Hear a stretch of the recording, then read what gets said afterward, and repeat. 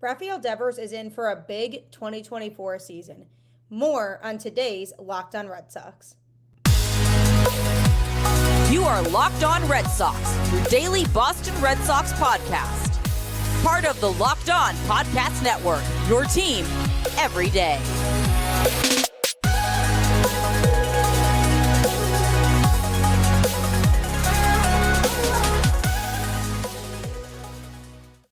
Hello and welcome to Locked On Red Sox, your daily Boston Red Sox podcast, part of the Locked On Podcast Network, your team every day.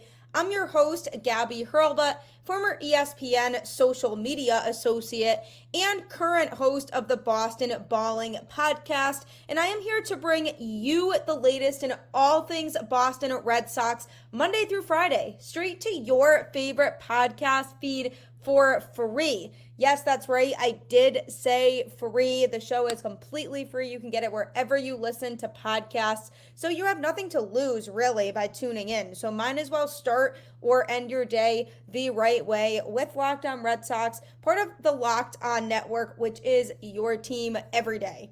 Today's episode is brought to you by FanDuel. Make every moment more. New customers join today and you'll get $150 in bonus bets if your first bet of $5 or more wins. Visit FanDuel.com/lockedon to get started. Happy Monday and welcome to another episode of the show. I hope you had a lovely weekend watching baseball. It's back on our TVs and it felt so good. Even though it's not regular season games yet and these games don't count for the team's record, it still was very nice to be able to watch the Red Sox. And one of the things I like the best about spring training is being able to see some of the prospects who may have potential to come up and be a big factor in Boston later on in their career, because this essentially is the future of the team. I know it's hard to get as excited and emotional about these games because you're just naturally not going to be as invested because, again, they're not counting towards the Red Sox record. But the future is there, and the future is certainly bright for the Boston Red Sox. Lots of strong points to talk about related to spring training over the weekend and some not so great points to talk about. And I'm going to be talking about on today's show a lot of those highlights, biggest takeaways, and things to think about moving forward based on what we saw over the weekend in this set of spring training games. And not to mention that the weather in Florida looked absolutely beautiful. 75 and sunny on Sunday. I mean, what's better than that? And I'm sitting here in 35-degree weather up in Connecticut wishing that I was down there. One of these days I'll make it to spring training. I've been saying for so long that I need to make it down there. I have not been yet to the Red Sox spring training facility in Fort Myers, but it will happen. Mark my words, maybe next year. But the Red Sox did play some spring training games over the weekend. They played against Northeastern on Friday. That doesn't actually technically count towards their spring training games, aka the Grapefruit League, because they're playing a college team. So that game is just kind of a preliminary game. Think about it as more of like an exhibition game where a bunch of guys go out there, lots of lower end guys in the minor league system, going up against college guys who are playing for a very good program. Northeastern is a very strong baseball program. So it's a good way to get their feet wet. Some of these guys who are at the lower levels in the Boston Red Sox organization and being able to really see the work they've been putting in and see what they can eventually do when they come up to the majors. But one of the biggest highlights for me in spring training in one of those first couple games is Rafael Devers. Now, he seems to be in mid-season form. The Red Sox beat the Twins 8-6 on Sunday, and one of the highlights was Devers. He went 1 for 2 with a 3-run home run that he absolutely crushed. It was absolutely mashed, like way out of the ballpark. But not only that, but before that, he worked a 10-pitch walk in a previous at-bat. So I remember looking at it and saying, okay, Devers just had a very good, disciplined at-bat, made the pitcher throw 10 pitches, and then he ended up walking at the end of the at-bat. That's a great sign for him going into the 2024 season because, like I've noted and talked about, he could definitely take some walks in more scenarios. He has in 2023 had games where he refused to walk and he was constantly wanting to swing the bat. And that's good too. You want him to be hungry and you want him to make those big plays and get those big hits. But you also want to know that he's willing to be patient and wait for his pitch. And in that first at bat that he took on Sunday, it was very evident that he was willing to be patient. And as a result, very competitive at bat, and it landed him on base. And then he comes up again with a couple runners on base and just absolutely crushes a 3-run dinger. I mean, I can't get better than that, really. He looked so good. He only took those 2 at-bats in the game. They were trying to get a lot of people in as much as possible. But you do have to feel like that's going to translate into the regular season because this is Rafael Devers. And a lot of people don't realize how good his season actually was last year. I mean, he had 100 RBIs and 30 home runs last year and batted .273. That's not bad at all. That's actually a very solid season, and that definitely gets the job done for the guy you want to be that number one guy in the lineup, the guy who's going to fuel all the fire, be the heart of the order, the guy who's driving in runs when the Red Sox need it, an opportune hitter who's making the most of opportunities when he's at the plate.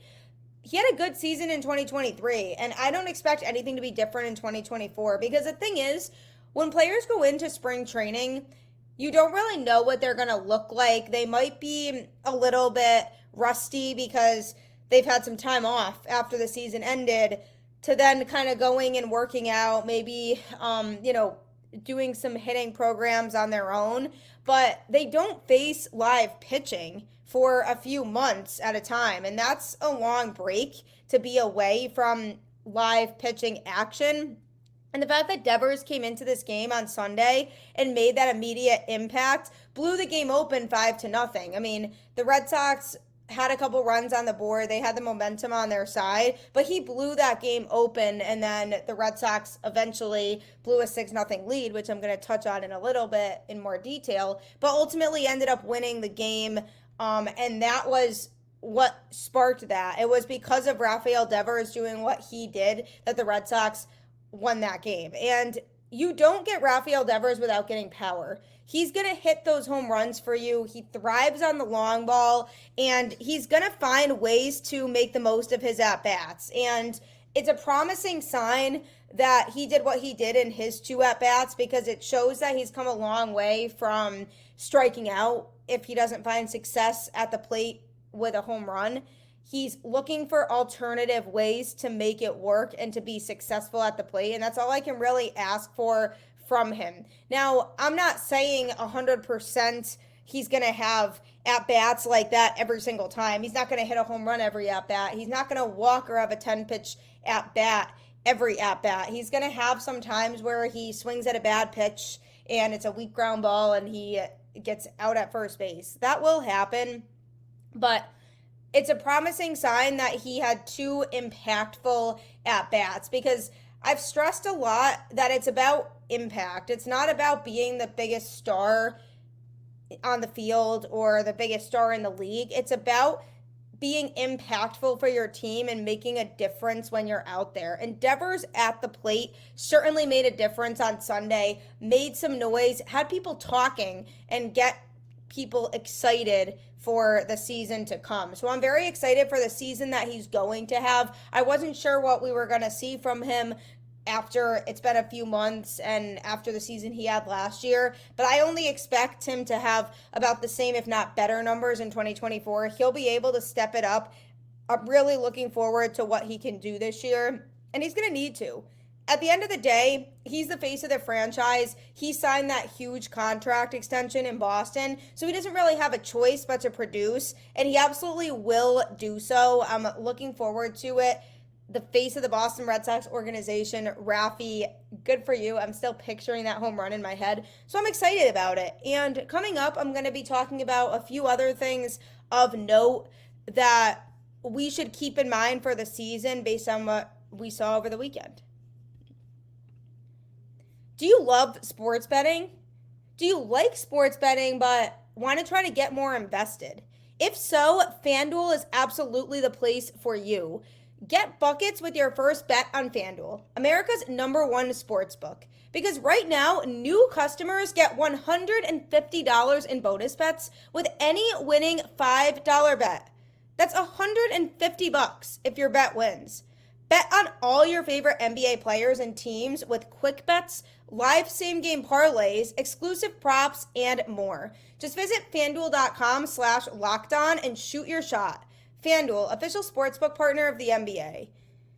FanDuel is a lot of fun because it leaves you with a lot of opportunities to win money. I know my fiance has gotten so into it because even sports he doesn't follow as much, there's so many options of things to bet on, so he can have parlays with multiple sports going on at one time. So it really does give you so many chances to win. So check it out today. Also, you should check out Locked On Sports today as it is available on YouTube and also Amazon Fire TV in the free Fire TV channels app. Locked On Sports today is here for you 24/7, covering the top sports stories of the day with the local experts of Locked On, plus our national shows covering every league. Find Locked On Sports today, now available on the free Fire TV channels app. This is such an exciting thing for the network. Nobody else does this. Locked On is the first network to have its own 24/7 streaming channel, so we will keep you updated on everything going on in sports no matter what. So head to that today. The Boston Red Sox had their first couple official spring training games on Sunday. They actually had a squad split day on Sunday, which basically means their A squad played in one game and then some more of the younger, less established players played in a second game. And the main game that had a lot of the guys we might see on the opening day roster is the 8-6 win over the Twins that the Red Sox had.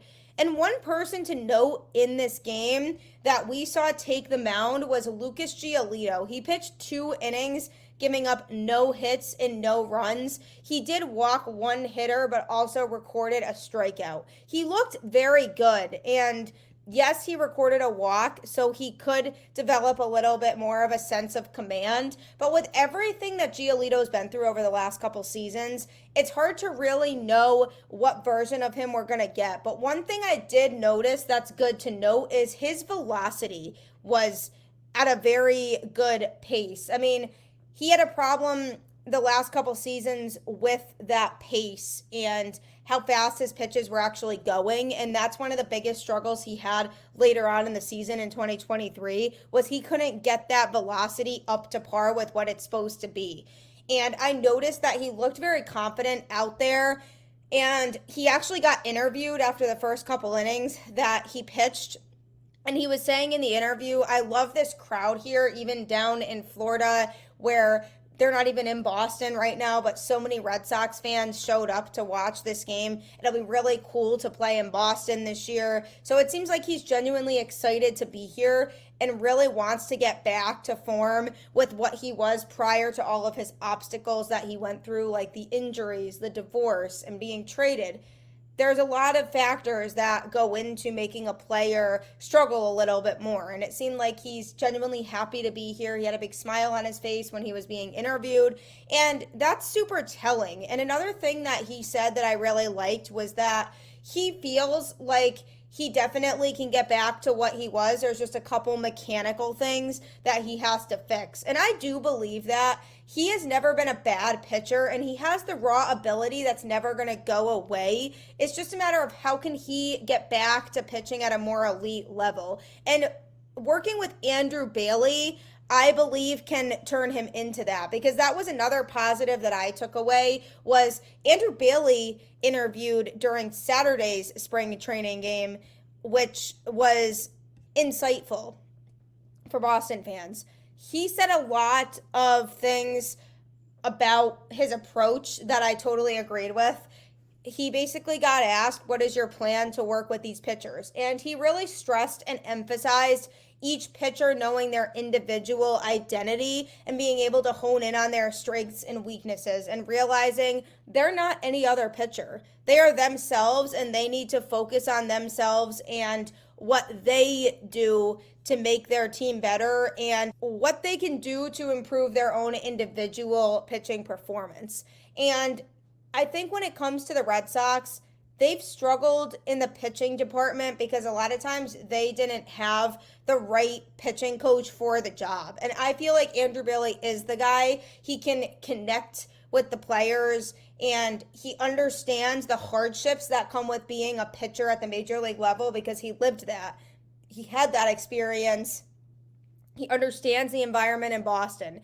And I think he's a very well-regarded guy among the baseball community. And I just really like his approach of saying it's an individualized plan for everybody. And I think that naturally will be able to elevate every pitcher on the staff's game, but especially somebody like Giolito, who probably was starting to lose some confidence and feel like he didn't know if he had what it took to get back to that level of competitiveness that he was at before. But it's a promising sign the way that he pitched on Sunday. He looked very confident, very solid 2 innings, worked around a walk, and recorded a strikeout. So that was absolutely a bonus. And another pitcher of note that made an appearance this weekend is Garrett Whitlock. He pitched in a game on Saturday. The Red Sox played the Baltimore Orioles and lost the game 4-3. This was a pretty competitive game for the most part. The Red Sox played them tough, and they were leading for most of the game. And then things, unfortunately, did not go their way in the 9th inning, and I'm going to be touching on that as well. But Garrett Whitlock did make an appearance in that game against Baltimore. He pitched 2 innings, gave up 1 earned run, which was on a home run, and struck out 2 batters, gave up no walks. So his command was definitely there. He had a good sense of the strike zone, was in control of what he was throwing and his location, where he was placing the ball. He did give up the long ball though, but I didn't see a huge concern. He knew going into it that he wasn't going to be pitching more than 3 innings, and him pitching 2, he looked good. That is a good sign for Boston that he can be a good contribution in 2024, but the question is where. It's been a constant question of, is he going to be a starter or is he going to pitch in relief? And I've always been in the camp of Garrett Whitlock is better off out of the bullpen. I just think his stuff is very good out of the pen in short-term stints, but the question is, do the Red Sox agree? And this outing cannot tell you at all whether he'd be better off as a starter or not, because he only pitched 2 innings. That's the number of innings he's used to pitching out of the bullpen. And overall, he did look good, but he was the first pitcher to open the game. So you can say he was the starting pitcher. So therefore, people might say he looked good and he was starting the game. Okay, sure, yeah, literally he was the starting pitcher, but he only pitched 2 innings, so you can't draw the conclusion from that it means he'd be a successful starter. If he had pitched 4 or 5 innings and looked dominant, then I might start to say, okay, they're trying to work him up to being a successful starter. But again, he only pitched 2, and we can only take what we know from that. And what we know from that is that he's still going to be dominant when he's pitching short 2 or 3 inning stints.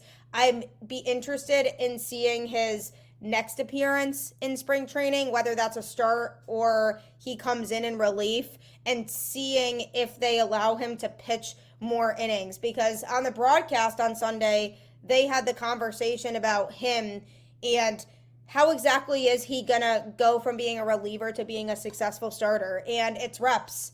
If the coaching staff wants to turn him into a more full-time starter, they have to put him in the position of allowing him to pitch more innings at a time and be able to go deeper into games. It's the same problem Tanner Houck had, where he was successful the first couple times through seeing a lineup, but then after he got to the lineup a third time, he started to struggle. And the only way they're going to know if Garrett Whitlock is a capable starter is if they put him in those types of situations where they're making him pitch 5 to 6 innings. And even if he starts to struggle, keeping him in, because he's not going to be able to pitch in those types of situations if they don't do that. So if the Red Sox are trying to figure out whether he's going to crack the rotation to start 2024 or he's going to pitch in relief, then they need to start having him pitch more innings during spring. Now, they don't like to push anybody, which makes sense. They don't want their pitchers to be overthrowing during spring training and have their arms tire out and risk injuries before the season even starts. So we definitely don't want that. But what they could do is add another inning of work each time he pitches in spring training. So maybe the next time he pitches 3 innings, and then the next outing, maybe they move him to 4, depending on how 3 innings went. And if he struggles with 3, then they keep him at 3. But I think since he pitched well with 2 innings under his belt,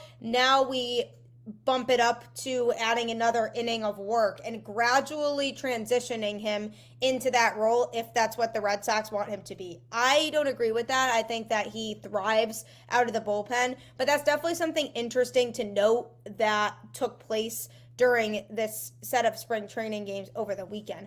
Another thing I really liked that took place on Sunday in the Red Sox 8-6 win over the Twins was Tyler O'Neill defensively. Now, at the plate, not so much of a person who impressed. He actually went 0 for 3. So definitely will need to get his bat going before the season starts, but he did make a couple nice plays in the outfield. He showed off his strong arm by getting the ball in really quickly and cutting off a base runner so that he couldn't advance to the next base. So that was definitely something that I appreciated, because his arm has been talked about as something that is a standout for him. And at Fenway, that's a pretty deep center field. So if you're standing back there, you want to be able to have a strong arm. And whether they put him in right or they put him in center or they put him in left, that all could still be determined. Who knows what, the opening day lineup's going to look like. That strong arm is so important. It's something that allowed Jackie Bradley Jr. to be such a successful defender in Boston. He was constantly pinning guys down with that arm and constantly throwing out potential base stealers. So that was one good play that he made. And another one was he made a running catch out in the outfield. Very nice play for an out. And that's important because the Red Sox are definitely looking for good outfield defense. And he is a former Gold Glove winner. So that's something important to note, that the Red Sox are getting a good defender in him. The question is, can his plate appearances keep up with that? Can he get his bat up to speed with where it needs to be? The rest of the spring will give him time to do that, but he definitely made a good impression defensively, which is a promising sign for him moving forward. What wasn't as great to see during spring training was a constant narrative that we saw in 2023, and it was the Red Sox blowing a lead. So I'm going to be diving into that when we come back. If you ever need car parts, eBay Motors absolutely has you covered. I don't know much at all about cars, and this place has been an absolute lifesaver for me. Passion, drive, and patience. What brings home the winning trophy is also what keeps your ride or die alive. eBay Motors has everything you need to maintain your vehicle and level it up to peak performance. From superchargers, roof racks, exhaust kits, LED headlights, and more. Whether you're into speed, power, or style, eBay Motors has got you covered. With over 122 million parts for your number one ride or die, you'll always find exactly what you're looking for. And with eBay Guaranteed Fit, your part is guaranteed to fit your ride every time or your money back. Because with eBay Motors, you're burning rubber, not cash. With all the parts you need at the prices you want, it's easy to turn your car into the MVP and bring home that win. Keep your ride or die alive at ebaymotors.com. Eligible items only, exclusions apply. eBay Guaranteed Fit only available to U.S. customers. eBay Motors is such a great source for anything going on with your car. I mean, I used to always have to ask my dad, what does this button mean? Or what does this light mean that's coming on my dashboard? eBay Motors can save you so much trouble, so head there today. Also, head to Locked On Sports today if you are looking to catch up on anything going on in sports. We've actually launched the first ever national sports 24/7 streaming channel on YouTube, and it's now also available on Amazon Fire TV in the free Fire TV channels app. All of the local experts of Locked On, plus our national shows covering every league, are there to have you covered and help keep you caught up in everything you need to know with sports. So head to Locked On Sports today, either on YouTube or Amazon Fire TV. The Boston Red Sox, in their first few spring training games, overall looked decent. They did have more of their backups, guys who are lower end in the farm system, that actually played the Braves on Sunday while more of the A lineup was playing the Twins. They did beat the Braves 5-4. Brayan Bello pitched 2 innings, allowed 1 walk, but recorded 3 strikeouts. So there's that dominant stuff that I've been talking about with him that he's going to consistently bring to the table. He has such a bright future as a starting pitcher in Boston, and I've said over and over again, I can't wait to see his potential in 2024 and beyond. 3 strikeouts over 2 innings is definitely very promising for sure. That means that if he were to have a good, strong outing, like a 7-inning start, that would be about 9 or 10 strikeouts for that outing. And that is ace caliber stuff. If you can average striking out about 9 or 10 hitters, that's key. And one of the biggest things I mentioned about him was that he needs to get that strikeout rate up. So the fact that he was able to fan 3 batters on Sunday is certainly promising.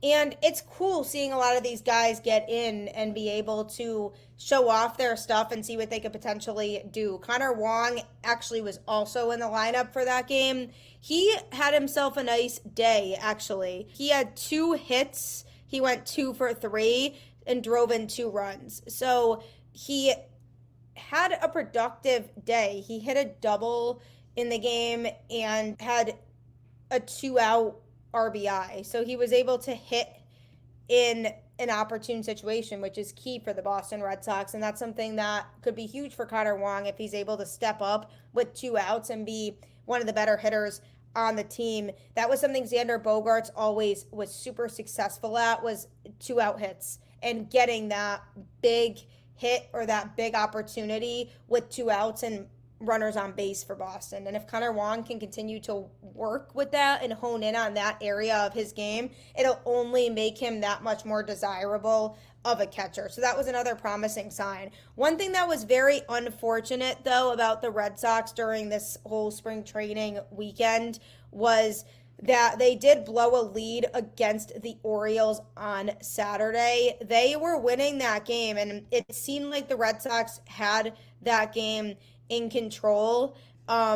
They were up 2-1 for a while, and then in the bottom of the 4th inning, the Orioles tied it on a sacrifice fly. But then the Red Sox took the lead again. David Hamilton singled to center to drive in a run, and it put the Red Sox back up 3-2, and they stayed 3-2 through the bottom of the 8th. They hit in the top of the 9th, and then the bottom of the 9th came, and Nate Tellier came in to pitch for Boston. And I liked our chances in that inning. I was like, okay, let's close this game out. We got this. And then he gave up a leadoff single, and then that hitter advanced to second on a wild pitch. And I said, great, okay, now they might tie the game because this runner's in scoring position.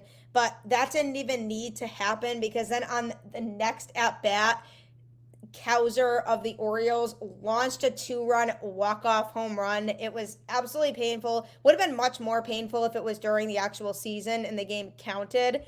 But it was such a bummer. I thought the Red Sox were going to be a good team with a really good farm system, but it didn't happen. Cowser 2-run homer, and the Orioles walked it off 4-3. In case you don't know Nate Tellier, he's a right-handed pitcher in the Red Sox organization. He pitched for Attleboro, Mass. High School, then attended UMass Dartmouth, and then he signed as an undrafted free agent in 2020 and chose the Red Sox basically due to the local connection and his familiarity with the Boston area. And he's been a relief arm that's kind of worked through the Red Sox system. He has some upside due to his fastball velocity and natural athleticism, but he didn't have a good season in 2023. He pitched with the Greenville Drive and had a 7.13 earned run average over 31 games that he made an appearance in. So he definitely struggled. He gave up 11 home runs, 33 earned runs, and walked 29 batters. So he has some control issues, and I'm hoping he can figure out. That's something to keep in mind moving forward about some of these prospects is we don't know what they really have yet if we haven't seen a lot of them, but I'm hoping he can fix that element of his game. And what made it more frustrating is that this is a narrative we saw for a lot of the 2023 season with the Boston Red Sox. They were blowing leads late in games. It happened again against the Twins on Sunday. The Red Sox had a 6-0 lead, and then the Twins rallied to tie it at 6, and then the Red Sox ended up winning the game 8-6. But this goes back to the whole overarching theme of the Red Sox not having a lot of strong pitching. And I'm hoping that's something they continue to work on, is investing in their pitching and acquiring solid arms. But it was definitely not fun because I watched the Red Sox just blow it in the bottom of the 9th inning. And then with the Twins, I thought that they were going to end up losing that game after they blew a 6-0 lead in the course of 1 inning. So that was disappointing. Hopefully the Red Sox pitching staff turns out to be better than we're hoping or that we're expecting, because Andrew Bailey is a great person to work with these guys, so I'm excited to see what he can do. But overall, not a bad opening weekend for the Red Sox. We definitely saw some positive things there from some of the guys who are likely going to be on the opening day roster. So you can't help but get excited for that. And as we progress through spring training, it'll be good to see how some of these guys continue to develop and grow and who's going to fight for roster spots. So as always, keep the faith, go Red Sox, and I will catch you on the flip side.